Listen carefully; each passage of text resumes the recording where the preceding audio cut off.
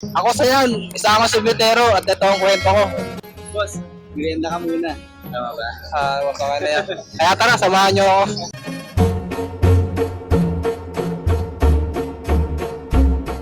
Ito pala ang flavor ko ngayon mga boss. Keso saka cookies and cream. Masarap to mga boss. Kaya bilhin na kayo. Tinula ko na nga itong karo ko palabas na iskinita namin. At ngayon araw nga pala, episode 5 na ako. Palabas na nga ako na iskinita namin. At nandito na ako sa kalsada namin. Salamat nga pala sa mga nag-like at nag-comment at nag-share. Nandito na ako sa bila ng sticker. Kaya tinabi ko muna dito yung karo ko. At pagtingin ko sa paggawa ng sticker. Sarado na naman. Ayun nga mga boss, sarado yung paggawa ng sticker. Ayun o. Babalik na ako bukas. Ay sa mga naghihintay ng sticker ko. Sarado pa rin eh. Pero baka iano ko na lang. I-chat ko na lang. Yan. Nagpasa na nga lang ako umalis at i-chat ko na nga lang si kuya pag uwi ko sa bahay. Nandito na nga ako sa lakuan ko at meron yung tumawag sa akin. Kaya tinabi ko muna dito yung karo ko at kumuha na nga ako ng cup at binuksan ko na nga itong ice cream ko. Isang 20 nga binili at ito nga sinuman ko na magtakal ng ice cream. Tapos na nga magtakal ng ice cream kaya binigay ko na doon sa bumili sa akin. At eto nga pinuntahan ko na. Naabot ko na nga yung ice cream niya kaya bumalik na ako sa karo ko. Sinarado ko na nga tong ice cream ko at yun nasarado ko na nga. Hindi na rin ako nagtagal dito, umalis na rin agad ako. At habang naglalakad nga ako, meron nakakilala sa akin kaya tumabi muna ako dito kasi bibili sila. Binuksan ko na nga tong ice cream ko at kumuha na nga ako ng apa. Sinimulan ko na ang takalin yung ice cream nila. Shoutout! Natapos ko na ang takalin yung ice cream nila. Oh, shoutout tayo kay Mang yan. Yung nabigay ko na nga yung ice cream nila, hindi na rin ako nagtagal dito, umalis na rin agad ako. Hey, what's up mga boss, no? Time check, 1:43. Ayun nga, no, ito pala yung benta natin, no? Ito pa nga lang benta natin mga boss, no? Kumal naman. Parang 200 pa lang. Ayun nga, no, nasa 200 pa lang, pero okay lang, maaga pa naman. Siguro baka mamaya, mas marami pa. Tignan natin. Kaya tara, let's go! Nandito na ako sa lakuan ko at meron ang bibili. Kaya nilipat ko na yung payong ko at binuksan ko na nga tong ice cream ko. At sinimulan ko na magtakal ng ice cream. Ito sa girlfriend ko maganda.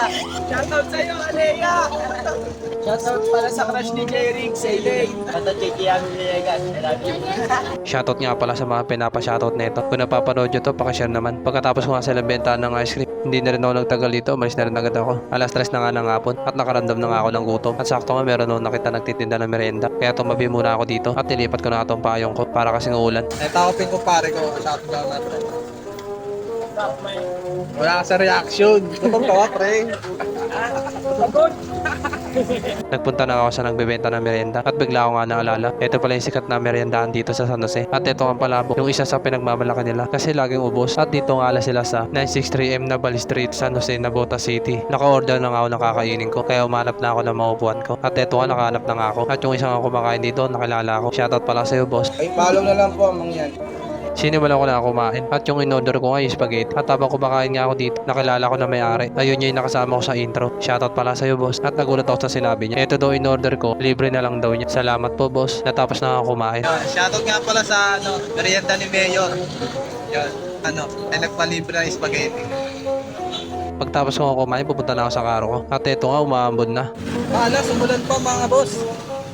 Umalis na nga ako dito. Baka kasi lumakas pa yung ulan. Tama ngayon naala ako. Baka nga umulan. Kasi ang dilim ng langit. Makalipas na ng 20 minutes. Eto na nga lumakas na nga yung ulan. Kaya naghahanap ako ng masisilungan. At meron na ako nakita. Kaya pinuntahan ko na. At tinabi ko muna dito yung karo ko. Hey, what's up mga boss? Ako pala siya, no? Time check, 3:35 na ng hapon.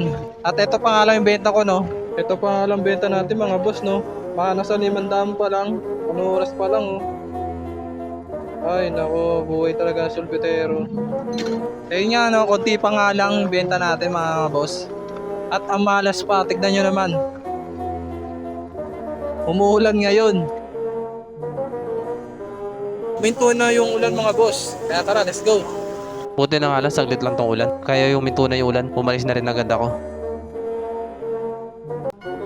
Makalipas nga ng isang oras, umaraw na naman nga. At buti na nga lang umaraw na. Tinabi ko muna dito yung karo ko. At bumili nga sa akin yung tropa ko nagtitinda ng baseball. Kaya binuksan ko na tong ice cream ko. At kumuha na ako ng apa. Sinimulan ko ng takalin yung ice cream niya. At habang nagtatakal nga ako, tinatakalan naman niya ako ng baseball. Natapos ko na takalin yung ice cream niya. Kaya sinarado ko na tong ice cream ko. Pinuntahan ko na nga yung tropa ko nagpi-baseball. At yung baseball na binili ko, binigay niya na sa akin. Kaya bumalik na ako sa karo ko. Pagkaalis nga niya, umalis na rin agad ako. At eto ang baseball, habang naglalakad ako, kinakain ko. Hapon na nga at pauwi na nga ako. Tumabi muna nga ako dito kasi yung benta ko pala. Kaya pumunta na ako sa perahan ko. At eto ang benta ko ngayon araw. Naka 1,000 lang ako. Bigla kasing umulan at para matumal pa. Tapos ko na ipakita sa inyo kaya umalis na ako. Hey, what's up mga boss? time check, 6:30 na ng gabi. Eh nga no, naka 1,000 lang ako. Tinumal nga ako ngayon na araw. Pero wala tayong magagawa eh, ganyan talaga. Minsan mabili, minsan matumal. Pero kahit ganun, tuloy-tuloy lang. Lahat naman yung ginagawa natin sinubukan. Bali 300 nga lang sa akin doon, kasi 7 natin sa amo ko. Hanggang dito na lang mga boss. Peace.